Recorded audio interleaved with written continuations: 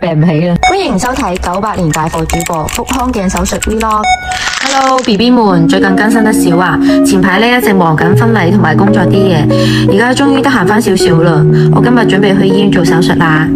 前段時間去分檢 check 出嚟有個朱古力囊腫，咁醫生就建議我手術盡快處理咗佢，會影響生育。所以今日我準備去醫院啦，順便記錄下我手術前一日點樣度過噶啦。去醫院之前順便俾你哋睇下腹腔鏡手術之前需要帶啲乜嘢去醫院。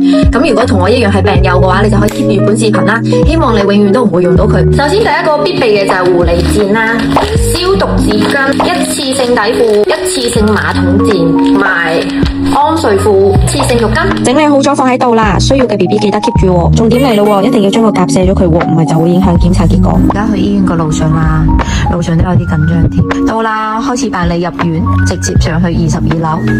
到咗就先測個體重啦，量個血壓啦，交個費先啦。哇，肉痛！跟住護士姐姐幫我戴上最貴嘅手環啊！帶你哋睇下我間房。咁我哋就可以睇到呢邊係有鋪床啦，然之後先睇下個廁所先。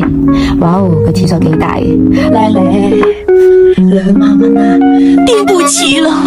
不過確實住落嚟幾舒服嘅，好似酒店咁咯。然之後呢邊有個超大嘅落地窗，哇，個視野都係非常之 nice， 仲可以睇到小蠻腰。呢邊有個梳化啦，拉出嚟又可以變成一個看護床。而家要去做手術前一系列嘅抽血啦，護士姐姐過嚟抽咗10幾管血啊！終於今日嘅檢查都 check 完啦，可以食少少飯啦。呢就係我今日點嘅餐，係咪好豐富呢？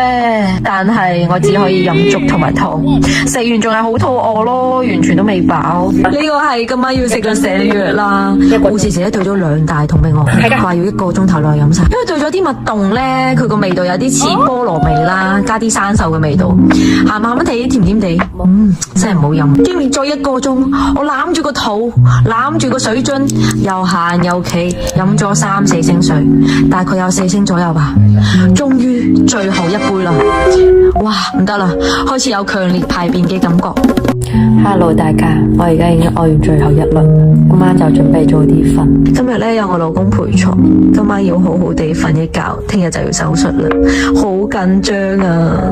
記得關注我啊！